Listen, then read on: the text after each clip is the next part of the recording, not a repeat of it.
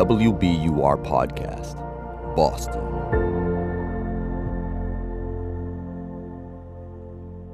This is Up Next. I'm Tiziana Deering. Catherine Smart understands cooks with busy brains. Her weekly podcast called Not From Concentrate helps people who may have trouble focusing in the kitchen or can get overwhelmed to have fun and make delicious food. And although her podcast, Substack, and upcoming cookbook are mainly for people with ADHD, her advice is universal. Smart came by the WBUR kitchen recently to cook what she calls Sicilian-ish pantry pasta with anchovies, preserved lemon, capers, and Calabrian chilies. And as we worked, Smart told me about her own ADHD and how it influences her cooking techniques. I really realized, all of these systems that I have, the way I set up my station, the way I write a recipe, the way I think about how people move through the kitchen, and even the things that excite me about the food world as a whole, so many of those things can be traced back to some of the classic traits of ADHDers. So I think the best way to illustrate what you're talking about now is to cook. And we're in the WBUR kitchen, and let's start with how you do have everything set up. Now, obviously, you did some of this prep for us just so we could do it more easily and faster here. But there is a real mindfulness to, for example, Yes. This recipe calls for 3 cloves of garlic and 2 shallots. Yes. And you're going to have to chop those. They're sitting on the cutting board already. Yes. So that you don't have to remember later, what else do I need to chop? 100%. And I do want to lean into these for a moment because as somebody who has, worked in food forever, and I might have some proclivities for snobbery once in a while, something I've really embraced recently is some cheats that really, I think, help with that barrier of getting you to cook. So for instance, in my cookbook and on my Substack, I always say to invest in bags of peeled shallots. I get peeled garlic, not the chopped up stuff like in oil and chemicals, but just pre-peeled, pre-shredded carrots, and having some of these really easy to grab shortcuts helps so much with that transition. Because for so many people with a busy brain, it's like the effort of I have to get over this overwhelm and just start can be really hard. So you're saying part of the mental barrier to overcome is some of that prep work. And if you can 100%. just eliminate it by essentially outsourcing it, it lowers the threshold to being in the kitchen. And I'm assuming you want people in the kitchen not only for the health of cooking for yourself, but for the joy of cooking for yourself. Absolutely. I always say the goal is to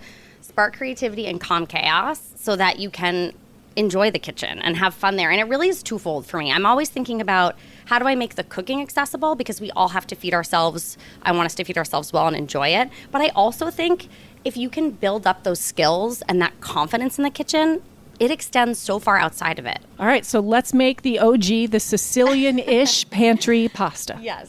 And you got the pasta water going. Okay, so this is one of the things that I noticed in the recipe that is indicative of how you are thinking about helping people cook. You really think a lot about sequencing and flow. You talk about executive function in your podcast, and this sequencing and flow is part of making it easier and less intimidating. Absolutely. It's a total balance, right? Because on the one hand, you don't want to overwhelm anyone, but also busy brain people tend to be impatient. And so I want to make the most of your time. So if there are things that you can do while the water is coming to a boil, we're going to do that. I'm not going to have you do all this prep and then stand around twiddling your thumbs. Like, you've got places to be, things to do. Amen. We're going to respect that. All right. So the water's boiling. We put the salt in. Yes, you put the salt in, and the rest of the recipe can come together in the time it takes to boil that pasta. So one of the things that you talk about in the recipe and that you're, I think, demonstrating here that I found relieving was it's okay, right? I would tend to worry, is my minced garlic perfectly minced, everything the same size? What if my shallot slices are too big or too small? But you really encourage, it's not messiness, but it kind of is, right? Sure. And there's an embrace of that. Yeah, there's messiness that I think can affect the dish in a negative way, but if it doesn't, if there's a messiness that just makes your life easier and makes this barrier to entry lower, then just do it. All right, so now the garlic and the shallots are in the pan. We're waiting for that to start to sizzle.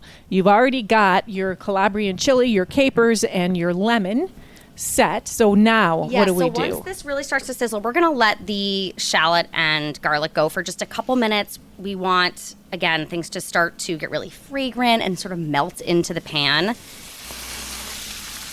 Okay, so the lemon, the capers, the Calabrian chili now in there, everything's sauteing. I have to tell you, I'm having a little trouble concentrating now because the fragrance coming off that sauce. We've got to be getting close. So I am ready to put some on a plate for you. I am ready for you to put some on a plate ready. for me. All right, let's get you a couple of plates. It's an explosion of flavors. You get almost everything at once. I can taste the lemon, the olive oil, the caper, the anchovy. Oh my gosh, just fantastic. Thank you so much. I'm so glad you enjoyed it. Your first book proposal nearly 2 decades ago. Finally, you've got this cookbook. It's coming out. What's the dream?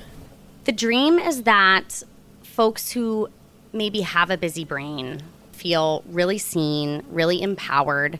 I feel like so much of what's out there is sort of like, I have ADHD, listen to this hilarious thing about it. And that's great. I think of that as sort of like first wave of acceptance of ADHD. But we're now at a moment where I'm like, I don't want to only talk about what's funny about having ADHD or what's hard about it. I want to celebrate the good things about it and come up with the solutions. I am really just thinking about how am I sparking creativity? How am I calming chaos? And how is that going to help everybody? Well, this recipe, the Sicilian-ish pantry pasta, is going on my list to make probably next week. It's delicious, and it's been a pleasure to talk with you, Catherine Smart. Thank you so much. Thank you so much for having me. Catherine Smart is host of the podcast Not From Concentrate. Her cookbook is in the works, and you can find more information and recipes on her Substack.